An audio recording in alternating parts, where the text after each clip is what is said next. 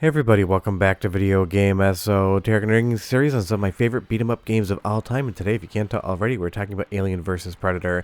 Just recently I did an episode on Teenage Mutant Ninja Turtles, Turtles in Time, where I said it was the best licensed beat 'em up ever, and pretty much the entire comment section said, what about Alien vs. Predator? Well, I'm going to explain why I chose Teenage Mutant Ninja Turtles over Alien vs. Predator, but it's not for the reasons you think. But when I say AVP on the Capcom CPS 2 is a 10 out of 10 Hall of Fame first ballot game, I 100% mean it. This is absolutely Capcom at their best, making a perfect arcade game. Before we get too far involved though, to be a huge favor, go down below, hit like and subscribe, and ring that notification bell. It definitely helps us out. And if you feel so inclined to want to support the channel, I got a Patreon link down below as well. But I remember when I first saw AVP in my local arcade in Vermont growing up, I put my quarters in, I fell in love with the game, and I waited patiently to get a home port of it because I assumed Capcom would be bringing it home.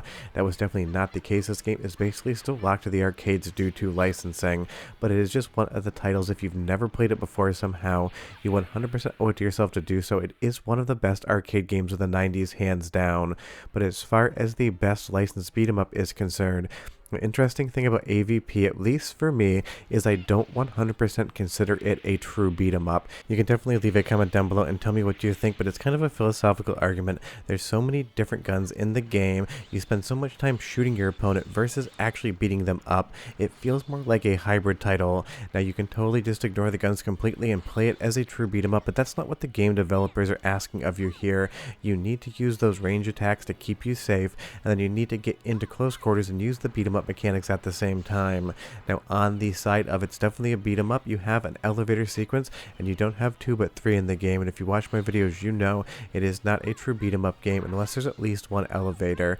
But there's just something about the shooting mechanics, I absolutely love them, but it does feel like it is just a hybridized genre between the run and gun and a beat 'em up. Again, I'm kind of just splitting hairs here, but that's why I went with Turtles in Time as one of the best licensed arcade beat 'em ups of all time, and I didn't say the same thing for AVP because it does feel like 2 games in one, and it 100% works for being those 2 games. All of the different weapons you can pick up, the rifles, the flamethrowers, the rocket launchers, even the sidearm that every single character carries, makes the game feel fresh and unique in a genre that kind of felt a little bit stale before this, because there were so many different beat 'em ups on the market doing the exact same thing, which was just hand-to-hand combat. Having an extra mechanic felt really refreshing, and there's levels like this where you literally aren't going to actually punch or kick a single enemy in the entire stage. You're just basically using the sidearm here with unlimited firepower to knock back the alien hordes before we move on. So that's why I've always considered this not a 100% beat 'em up. But whatever the genre of the game is, and honestly it doesn't matter, what does matter is that it's just absolute perfection. It does such a good job of taking the franchises of Alien and Predator and putting them on screen. The 2D artwork here, the backgrounds, the sprites, the characters, everything you see is just so lovingly designed, and I love all of the animations of the aliens. They really do kind of have that spider-esque, alien-esque movement on the ground. So much of what made the film so popular and so famous translates so well into a 2D beat 'em up from Capcom, and obviously Capcom with the CPS 2 had the powerful hardware and more importantly had the development and artistic talent to be able to bring something like this over to the CPS 2, and it just 100% shows. I just think this game is absolutely stunning, and I would say it's probably, in my opinion, the prettiest game on the Capcom CPS 2, at least for the art style. Something like maybe Street Fighter Alpha 3 could technically be prettier, but there's something about the overall colorways and light horror vibe here, along with some of these darker blues and purples that just 100% sell themselves as being absolutely stunning artwork. But you tell me down below, what is your opinion on the best looking Capcom CPS 2 game? It can be really hard to actually make a pick because Capcom had such great hardware that generation. And the best part is the soundtrack 100% matches the quality of the game and visuals. So go ahead and listen for 45 seconds and come back because I got a lot more AVP to show you.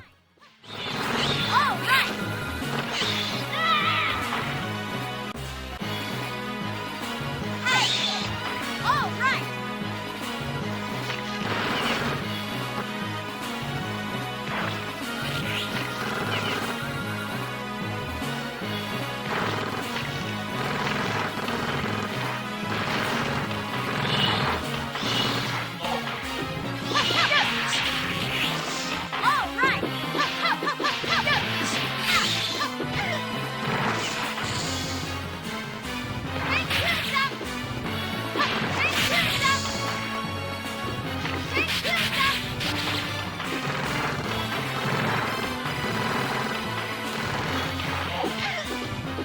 Just an absolutely outstanding soundtrack. All of the sound effects are good. The announcer, all of the different voice clips, they just 100% blend together to make such a great audio soundscape. And our first fight against the Alien Queen here, I absolutely love how massive her sprite truly is. You get this heat wave effect in the background from the fire that is on screen. It just goes all together to make an image that 100% feels like a living, breathing world. Now, obviously, we know we're playing a 2D arcade game.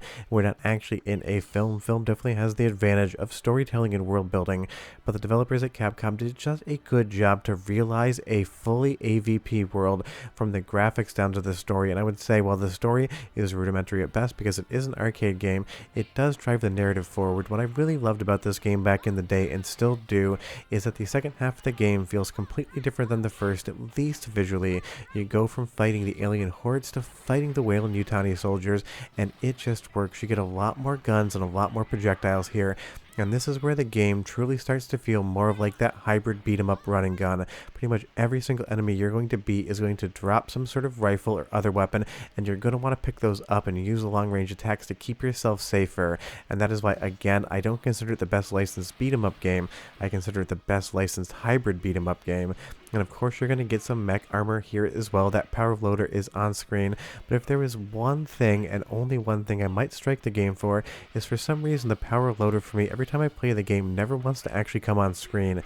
It hangs back and hides, and you basically have to wait and bait it out, which is definitely a problem that pretty much every beat 'em up game suffers. The enemies off screen, but there's something about the power loader's behavior that feels a little bit glitchy.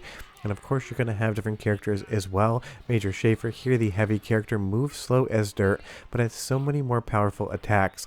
His gun isn't going to last as long, but it's definitely going to do a lot more damage as well. And that's the other fun part about Alien vs. Predator. You don't get one or two playable characters, you get four. And of course, like I said, you get 3 different elevator sequences. This one kind of feels like a mini game ripped out of Street Fighter 2, but as opposed to trying to destroy a vehicle, we have to destroy whatever the hell this thing is in the middle of the elevator in the time frame we have before we end up going to the roof.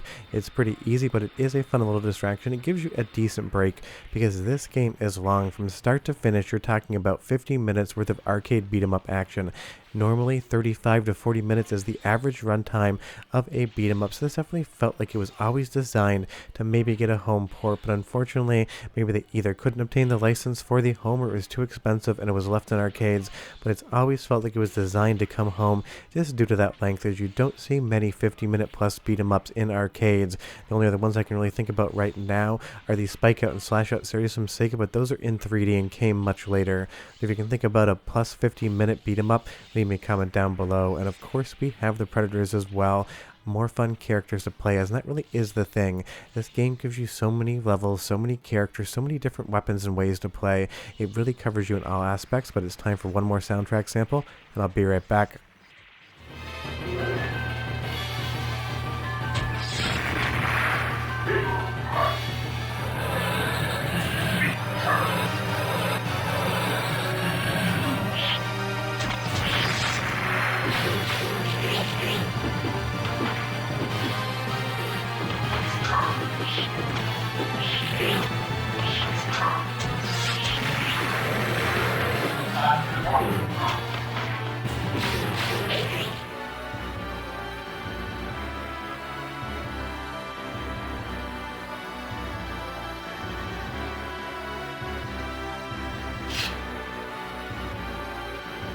Just absolutely iconic music, and the third elevator sequence in the game, and I can't think of a beat 'em up that has more elevator sequences. And the one thing that I always find funny is that the Predator will get the same power ups and health ups as every other character, so seeing a Predator eat a pepperoni pizza or a wedge of cheese on a plate just always made me laugh, because obviously it doesn't really seem like what the Predator would eat in normal life, or maybe he is a big Domino's fan, who knows. Leave me a comment down below and you tell me, what do you think the Predator eats? It would be fun if they designed different health ups for every single character, but it also is hilarious that the Predator will also eat a salad just to get a little bit of his health back, which is just a fun sort of vibe. But Alien vs. Predator, in my opinion, is a quote-unquote perfect game. Now, there is no such thing as perfect, but games get so incredibly close that you can call them perfect. And this is one of those titles that absolutely every single time I play it, I have a metric crap ton of fun with it. It is one of the best beat-em-up games of all time, and in my opinion, it's also the best beat-em-up game Capcom ever made. But secondarily, in my opinion, it isn't 100% 100% a beat 'em up.